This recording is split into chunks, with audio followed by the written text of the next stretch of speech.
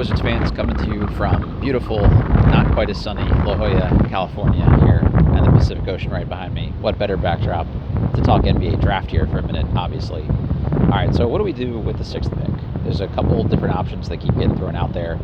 I think this is just the latest on where I'm at. I'd love to know your feelings on what the main guys you'd like to see drop are.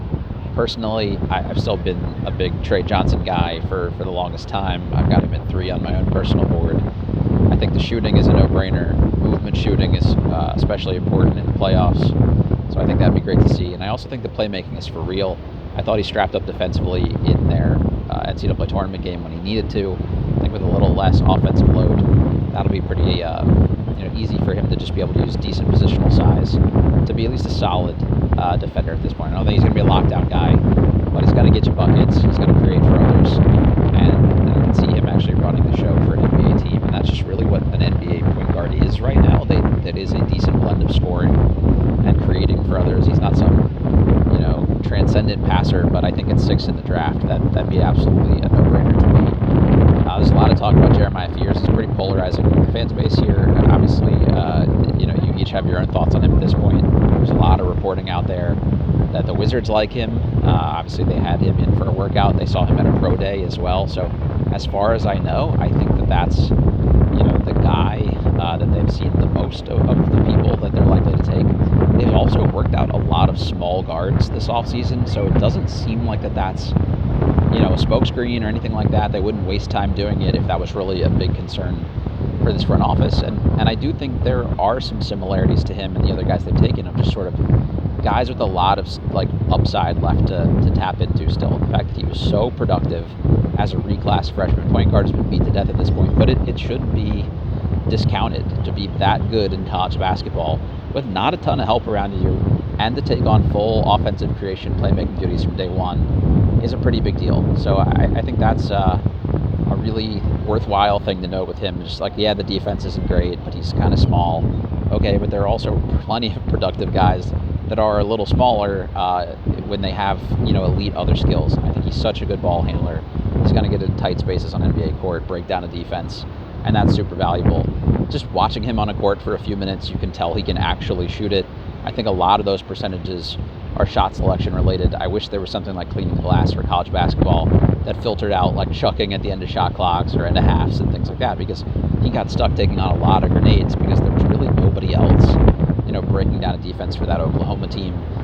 So Jeremiah Fears is a guy I would not be sad if they took or upset in any way, shape, or form. Of those guys, I think that are realistically available to him, I'm happy with that. Ace Bailey is the really interesting one, I think. To me, there's just too much upside where if, somebody like Tre, who I like a little better, is off the board, and Ace is still there at 6, I would just pull the trigger and figure all the rest out. I wouldn't be too worried about agent smoke screens and things like that. I would just let her rip and, see where you shake out with him as a player. The tough shot making is definitely intriguing. I think with good coaching, hopefully you can get him some easier shots so he doesn't have to take quite so many, and the percentages go even, higher up. And just the size and athleticism. He doesn't really put the athleticism to use as much as you'd like to see on a college basketball court, considering that he should be a plus athlete, but it's enough that when you see the flashes or some weak side shot blocking and things like that, that it's really intriguing. So hopefully this is a guy that, if he puts it all together, you've got a big time starter for you for the next decade.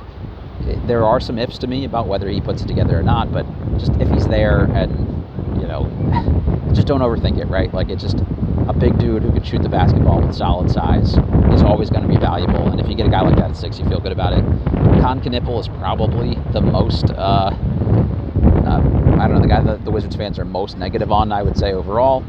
I kind of get it. It's not the biggest upside swing, but if you take a guy like that, it's a 15-point per game scorer who's going to shoot at a high level. And I do think that's helpful for the other guys, on this team. Granted, where we had our expectations of being Cooper Flagg territory or Dylan Harper territory, it does seem like a drop-off to get a guy that's, probably not a multi-time all-star potential and maybe not as big a swing as you'd like this front office to take. I understand that line of thinking, but I would be shocked if he's not just a very good NBA player, and this is a team that could just use very good NBA players. So we'll see where this goes. And, the one I'm not as big on personally is Khaman Maluach at 6. just a drop coverage center is really limited. You're seeing this in the playoffs right now where teams have to platoon bigs to close games. And I think Alex Sarr, if you look at the guys closing games for these teams, projects as more of a Miles Turner-y type guy that needs a little help out there. And is only going to play 20-ish minutes and change. So you do need another big, but I just don't think you're going to play them a ton of minutes together in a meaningful situation. To me, getting a guy like Maluach is really great as just like a floor raiser for your team, especially in the regular season. He's going to be a rim deterrent. Those are things that are very valuable. But if you're looking big picture, I just want a guy with 6 I can see being on the floor to end an NBA, playoffs game or an NBA Finals game or something to that effect. And I just don't see he and Sarr doing that together. Now, if you're not sold on Sarr and you want to drop coverage big, that's great. It's just not really the direction I would go personally. But if, hey, he falls to 11 or 12 and you want to try to trade back up from 18 and get a guy like that, then, I'm not mad at that. So we'll see how it plays out. Tell us, in the comments here who your favorite guy is, and we'll just see how it goes in a couple nights.